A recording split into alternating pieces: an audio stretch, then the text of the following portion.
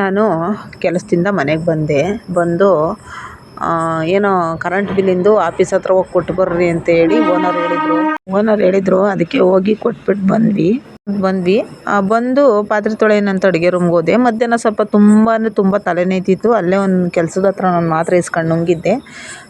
ಪಾತ್ರೆ ತೊಳೆಯೋಣ ಅಂತ ಹೋದರೆ ಇವತ್ತು ಭೀಮ್ ಅಮಾವಾಸ್ಯೆ ಇತ್ತು. ನಾನು ಪೂಜೆನೂ ಮಾಡೋಕ್ಕಾಗಲಿಲ್ಲ, ಯಾಕಂದರೆ ದೇವ್ರ ರೂಮ್ಗೆ ಹೋಗಂಗಿರಲಿಲ್ಲ. ಹಂಗಾಗಿ ನಾನು ಪೂಜೆನೂ ಮಾಡಿಲ್ಲ.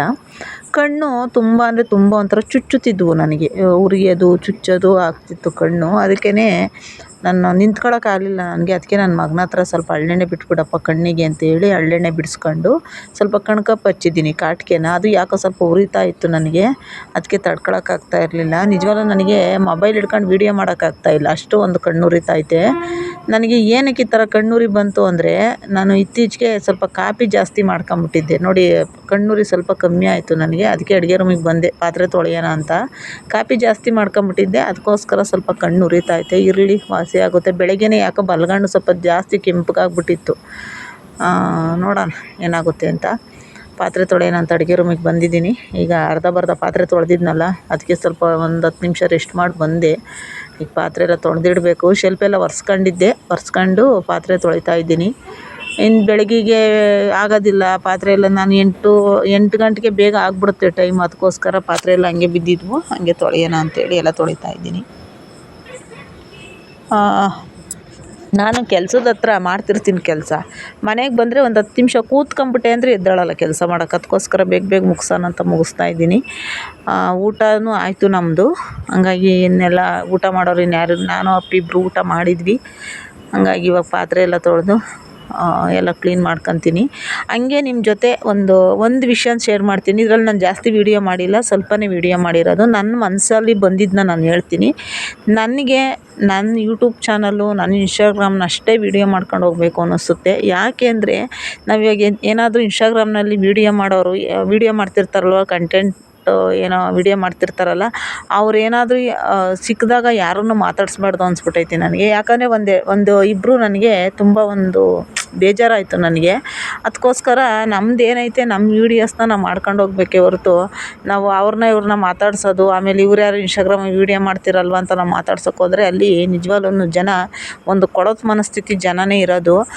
ಈ ಪ್ರಪಂಚ ಯಾವ ಥರ ಅಂದರೆ, ನಮ್ಮ ಸ್ವಂತ ಅಣ್ಣ ಯಾರು ಇರ್ತಾರೆ, ನಮ್ಮ ಒಡ ಹುಟ್ಟಿದ ಅಣ್ಣಂಗೆ ಮಾತ್ರ ನಾವು ಅಣ್ಣನ ಸ್ಥಾನ ಕೊಡಬೇಕೇ ಹೊರತು ಬೇರೆಯವ್ರಿಗೆ ಯಾರಿಗೂ ಕೊಡಬಾರ್ದು. ಯಾಕಂದರೆ ಅಣ್ಣ ಅನ್ನೋ ಸಂಬಂಧಕ್ಕೆ ಬೆಲೆ ಇಲ್ಲ ಇವತ್ತು. ಆ ಥರ ಕೊಳಕು ಮನಸ್ಥಿತಿ ಜನ. ನಾನು ಸೋಷಿಯಲ್ ಮೀಡಿಯಾ ಬಿಟ್ಟು ಹೊರ್ಗಡೆ ನೋಡಿರೋದು ನಿಜವಾಗ್ಲೂ ತುಂಬ ಬೇಜಾರಾಗುತ್ತೆ.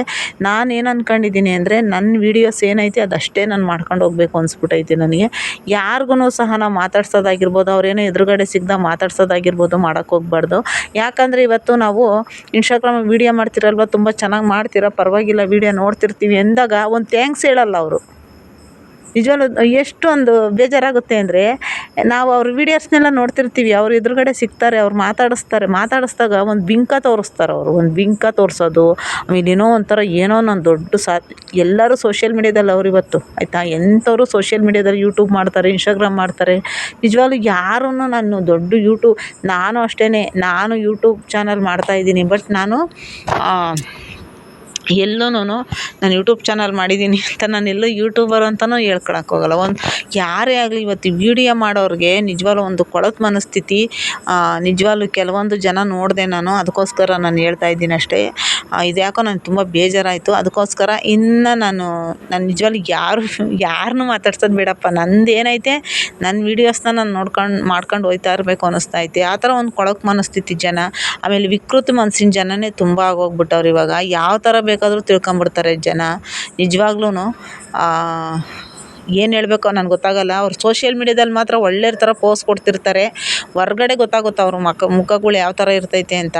ನಿಜವಾಗ್ಲೂ ನನಗಂತೂ 2 ತುಂಬ ನೋಡಿದೆ ನಾನು, ಯಾವ ಥರ ಹೆಂಗಿರ್ತಾರೆ ಅಂತ.